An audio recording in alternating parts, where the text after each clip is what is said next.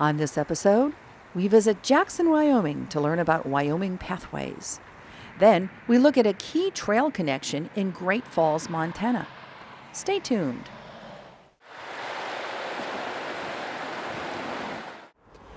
We're in Jackson, Wyoming, talking with Tim Young, who's Executive Director of Wyoming Pathways. What is Wyoming Pathways?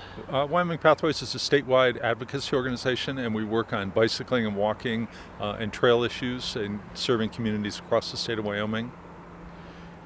And what are some of the current hot issues in Wyoming? Well, typically they revolve around policy issues, what's going on to improve policies to make bicycling and walking more convenient, more accessible. It's funding issues, so communities have the access to resources they need to be able to implement their visions for improving their communities. And then working at the grassroots level, engaging people in their own communities, helping them with projects they may have, resources they may not be aware of. And we do that across the state. I have a board of directors, an employee, so it's two-person staff and a board of directors. And Wyoming is a fairly rural state. How does that affect how you do things? It is a rural state, but it was one of our former governors, Mike Sullivan, that said that Wyoming's a small town with very long streets. So we really are like a community that knows each other in many cases across the state. A little over 500,000 people, the smallest population of all the states, actually.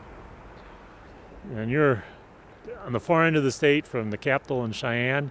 I suppose with electronics nowadays, that doesn't impact you too much? Well, you can certainly do a lot on the computer, and I spend plenty of time on my internet and email, but it's vitally important to see people in their own communities, on their own home land, and be able to understand a place. You really have to go there in person. So I do some traveling, and then I certainly work out of the office. And something like pathways, trails, as well as sidewalks in cities or towns. What agencies are you dealing with? Transportation, natural resources. How are things set up here? We focus a lot on the state agencies, so that's the State Department of Transportation, WYDOT in our state. That's one. The Department of Health is another agency we've got a strong partnership with, and we're actually going to be hosting a summit here in Jackson Hole next May 21st and 22nd. That's going to be open to everyone in the state, but these state agencies are going to be our partners in sponsoring that, which is a great sign of support among the state agencies for bicycling and walking. We work with the Wyoming Business Council. They provide some programs for that communities can access for typically for downtown main streets, and they actually run Wyoming's Main Street program, which has almost 19 communities at one level or another of Main Street programs. So those are Wyoming State Parks and Cultural Resources. That's another agency we work with, and they have increasingly added trails to some of the state parks to great success. So we work with those agencies, principally the governor's office, who has a keen interest in this and has been very supportive. So that's our focus with state agencies. And you also work directly with the towns and localities, or? Yeah, when communities call, for example, I was just on the other side of our state 2 weeks ago in the little town of Story, Wyoming, which sits on the east slope of the Bighorn Mountains. It's a beautiful little place, but it's only less than 1,000 population. And they were struggling with some challenges for pedestrian safety along their streets, which don't have sidewalks, don't have shoulders, and they feel that traffic is speeding through their small town. So they invited me over to take a look and to discuss options they may have. So that's an example of kind of how we get out and talk to communities, try to assess what their challenges are, and see if there's ways we can help them. And here in Jackson, we're standing on this nice bridge. What are we standing on? Well, we're standing on the Snake River Pathway Bridge, the result of 25 years of community vision and hard work. It's a $3.2 million structure that spans 760 feet across the Snake River. There were times when folks said this would never be built, and here we are standing on it. So it is a remarkable success.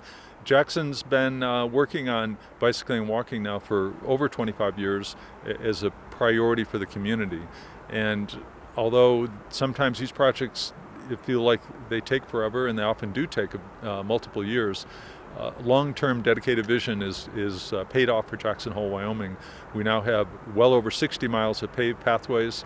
We've greatly improved the pedestrian walkability of the downtown of Jackson.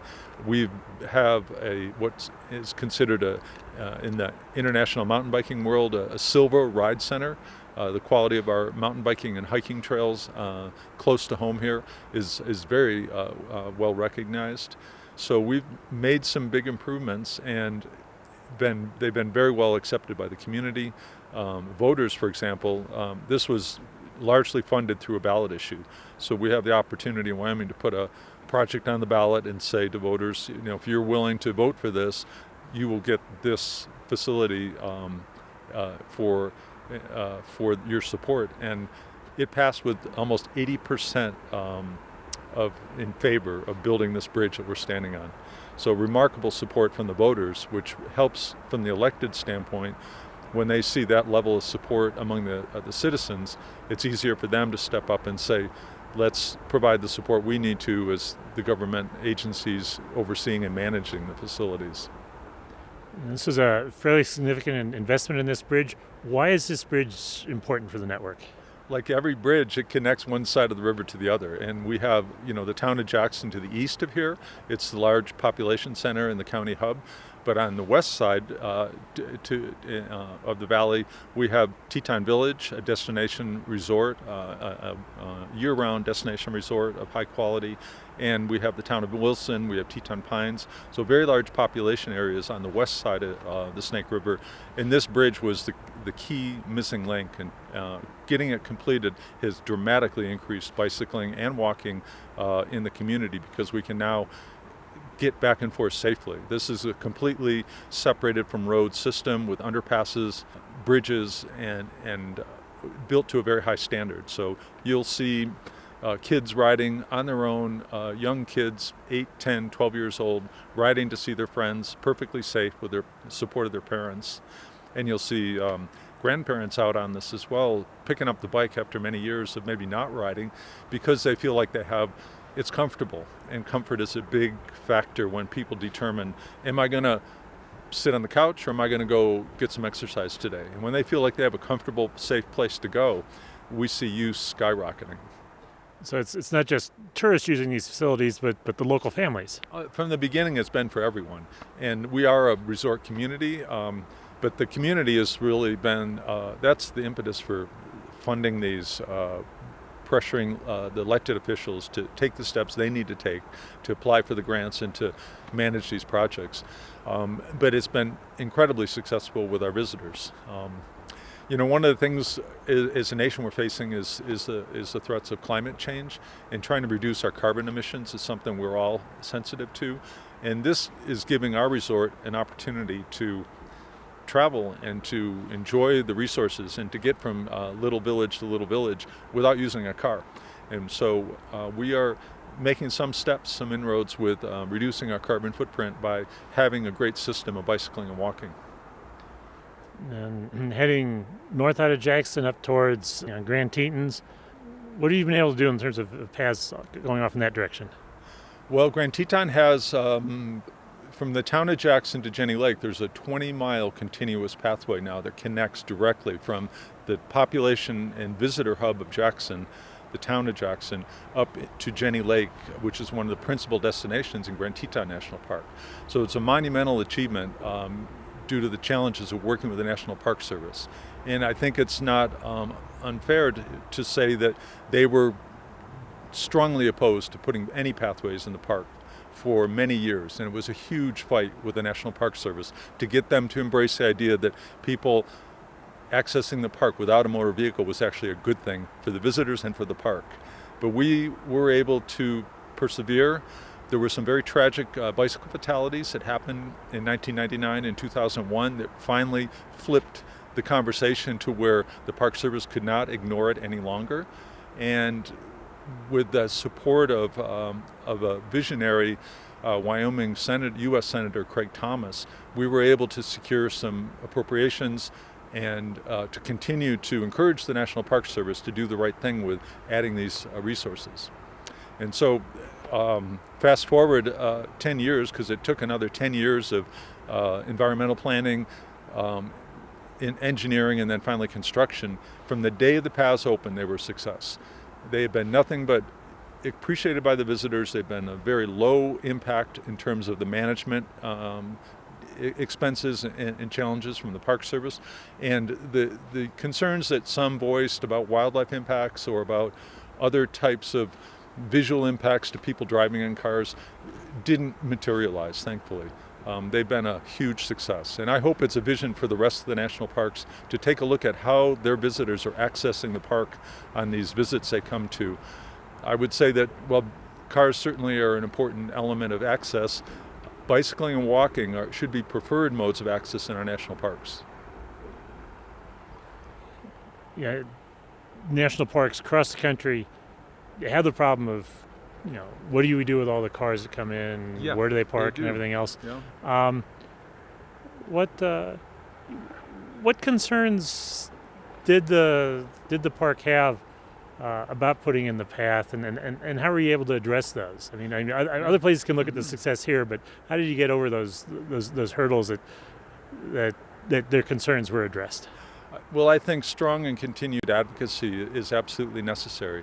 The Park Service doesn't move quickly, and in many ways that's not a bad thing, but trying to implement change is a challenge. And from the turn of the 20th century, automobiles began to dominate our national parks to the detriment of our parks. And when you talk about some of the congestion that people are seeing in some national parks, Yellowstone, Grand Teton, typically, when you really dig into it, it's car congestion. It's too many cars trying to park, too many cars in the parking lot. It's not always too many people. So if we can improve the way people access our national parks, offering them more options like you have here, you can leave your car, or you don't even need to have a car. You could fly into the airport, take a transit vehicle down to town, stay in a hotel, and ride your bike and have more than a week's bicycling opportunities in a fabulous place and never have to drive a car. So that's an option here now, and it wasn't before. It truly was unfriendly for all but the most hardy bicyclists to get out and share the road with fast-moving motor vehicles. So it takes time. It takes both vision from the community, the Gateway community, to encourage the park. It takes the Park Service to take the steps they need to take to make the decisions. Say we're going to implement this, and it's going to be successful. And finally, when we got to that point here in Grand Teton National Park, it's proven to be exactly that. There were concerns that, for example, grizzly bears. We're blessed with every large carnivore that was here before Europeans settled in Wyoming. Wyoming still has. We have wolves, we have grizzly bears, we have mountain lions, and it's a great thing that all those species are thriving here. And there were concerns that, well, what about grizzly bears? And I'm happy to tell you that not a single grizzly bear has died as a result of a bicyclist. So we can say that with almost 10 years of experience with our pathways, no grizzly bears have died. It's not the same you could say about motor vehicles. Every year there's a tragic number, approaching 200 large animals are struck and killed by motor vehicles in our park and in our community every year here. So with the level of wildlife that fortunately still exists here, there is a big problem with motor vehicles and wildlife. That is not necessarily the case with people walking and bicycling on these safe pathways. Going back to the state level, what sort of avenues are there for public input into ped and bike issues? One of the big new opportunities right now is an initiative that our legislature passed in 2016. It required the governor to appoint a task force of 13 people from a variety of disciplines to a bicycle and pedestrian system task force, and charged that group with preparing a report on the benefits and opportunities of bicycling and walking and natural surface trails.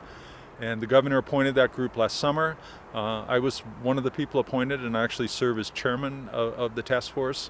We've been actively working for the past year, meeting and discussing opportunities we have and studying the benefits that have been explored in other places and translating that into Wyoming. So we're about to produce a final report in the next couple of weeks. It's being prepared by Alta Planning and Design, one of America's premier firms with expertise in this area, and then with the input of a lot of citizens around the state of Wyoming. So it's going to be a template for the future for Wyoming, for our communities to improve livability, to make them better places, more inviting for new businesses to come. It's a part of our Governor's Endow initiative, which is an economic opportunities for the future, looking at different ways, what can we do as a state to improve the climate for new businesses to form and businesses that are here to be successful and grow. And for health especially. It specifically requires looking at the health benefits of bicycling and walking, which, as you know, are significant and sometimes in studies we've seen actually exceed the economic benefits, which are substantial, the health benefits. If we are a little more active, if we walk a little more or bike a little more because it's comfortable, because it's safe, because we can do it with our friends or our family or our kids, we're healthier people and health outcomes are improved and health care costs go down. So that's one of the joys of the work I do, is that you have these multiple levels of benefits that very few other modes of transportation can offer.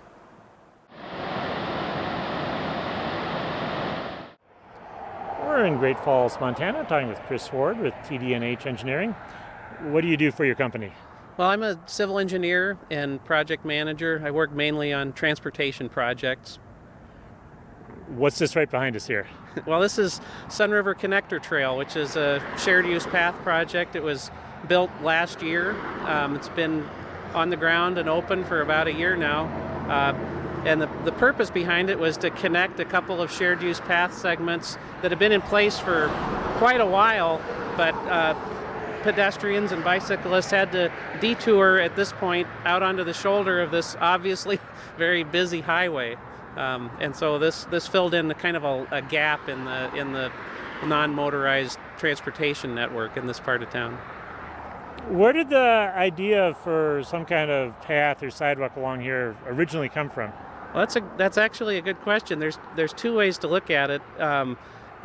Probably around 10 years ago or so, as the River's Edge Trail Board was looking at how to construct a trail side shared use path system, this was identified as a place that was part of the south loop of the River's Edge Trail system. But once my firm got involved and started working on the design, we pulled up the old plans for this highway when the westbound lanes were added in 1983, and we found kind of a little dashed outline there on the plans that said future sidewalk. So the answer could be, the last 10 years, or it could be that it's been envisioned in some form for decades. And so we were able to come in, and I kind of like to think of it as me and my team were sort of joining the design team from the early 80s and just kind of completing something that everybody knew needed to happen eventually. What was difficult about this path that might have made them leave it out back in the 80s? Well, it has a number of challenges. Actually, this whole 4-lane highway that we're standing next to is built on a causeway in the Sun River floodplain. So at one time, this would have just been the banks of the Sun River. In the 1950s, the highway was built through here on a causeway. Then it was widened in the 80s to allow for a 4-lane highway. But it's as you can see, it's immediately adjacent to the Sun River, and so there were a lot of concerns about the environmental loss of the riverbank with any additional fill out there, and also impairment of the floodplain. Great Falls was hit by a huge flood in 1984. If this was April 1984, we'd be kind of standing up to our knees in water right now. So there's a lot of sensitivity about the floodplain and the need to convey floodwater through here. So the regulatory agencies very rightly were concerned about building a bunch more fill into the river right here. That was probably the main concern. And then also there's just the difficulty of building some kind of a structure or retaining wall or whatever it might be on an old fill that's full of rubble and riprap and stuff like that. So geotechnical challenges, and it's all silty river bottom mud under that. So you're an engineer. Engineers are clever about solving problems. What solution did you come up with? Well, that's what we like to think anyway.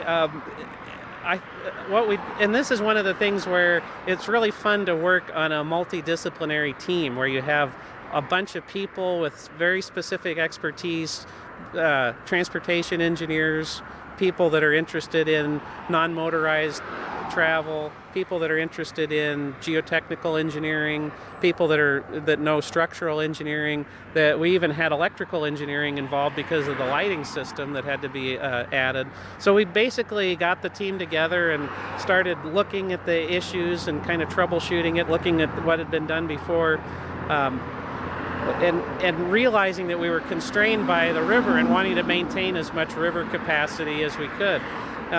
One of the things that immediately came up was, well, we can't just build a fill down into the river. We're going to have to build some kind of a structure to constrain this as much as possible. And then we realized, well, we're going to have to build some sort of a temporary retaining system to be able to excavate and work on that structure. And the solution for that was a temporary sheet pile, like a cofferdam kind of retaining wall. And at some point, the design team, I don't remember who it was, but somebody said, well, why don't we just make that sheet pile wall part of the permanent structure? And that actually turned out to be the solution here. So this cantilever trail that you see here is sticking out several feet beyond the top of a sheet pile wall. And what that enabled us to do was maintain a lot of the riverbank. It's vegetated. It's there for wildlife to use, and also maintain the vast majority of the flood capacity. The edge of the structure is basically at its closest point is equivalent to the active conveyance channel of the river. So it doesn't really interfere with the active channel or impair that. So that was kind of the solution that we came up with, and then. The actual walking surface is a cantilever moment slab, so there's a lot of weight of reinforced concrete that counterbalances any possible pedestrian loading or whatever kind of loading might be out on the cantilever part. It doesn't rely on any tiebacks or any connection to the pavement slab. It's just balanced for whatever possible loading might happen there. And so that was, I'm really proud of what we were able to do there. I love, this is my hometown. I love coming by here and seeing people walking and biking. A lot of people are recreating, and I think I see a lot of people that are probably using this that would not have gotten out and gone for a walk, that might have been staying in one of the hotels down there by the Fox Farm intersection. But I see a lot of people these are transportation trips. They're going to and from work. They live on that side of the Missouri River. They have a job on that side, and in the past they would have either had to have driven a car or taken the bus, or they would have had to have walked or biked on the shoulder of a 45 mile an hour highway. And so to me, that's really gratifying to be able to facilitate that. It's an option that people are taking advantage of and using. And to be able to make that kind of a difference in my community is just, that's the greatest part of being an engineer. I'm really happy that we were able to do that. And how does state highway policy work? Are you going to be able to see more projects like this built right along the edge of a state highway like this? I think so. There's been quite a bit of discussion about that this year, so it's a very appropriate question. There was MDT is working under a lot of fiscal constraints. It's getting harder and harder to maintain infrastructure, the costs of that, and the funding that's available. So they've been trying to figure out how do we keep up with all of this infrastructure that we've got out here. And I think one of the things that was identified is we're starting to develop a network of non-motorized facilities like this, and who and how are we going to maintain that stuff? And so they came out with a policy earlier this year, I believe it was, trying to address that. The problem is, like any policy, people can read it differently, and there's been a lot of debate and discussion about, has it changed anything? And I've read through it myself, and I believe that the policy specifically has projects like this in mind. Standalone, non-motorized transportation facilities where there's a safety issue, there's a important non-motorized connection that needs to be made.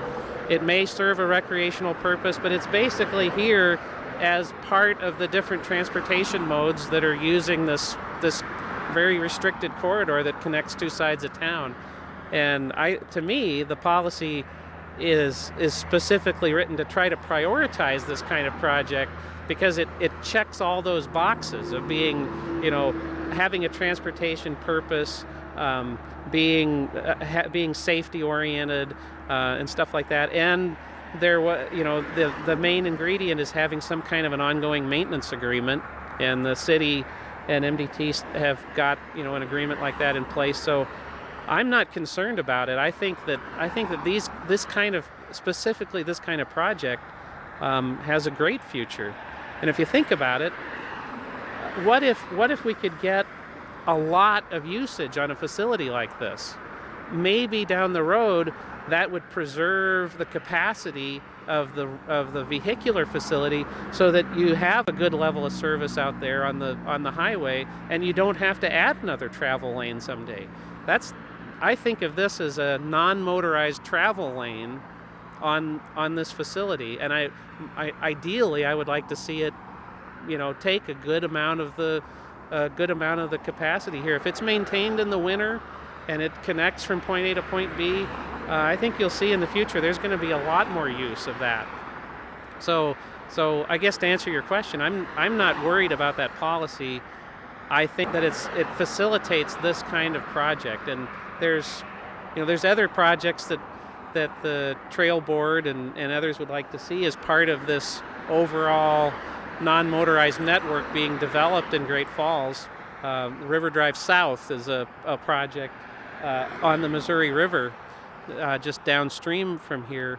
Basically, that'll complete this whole south loop.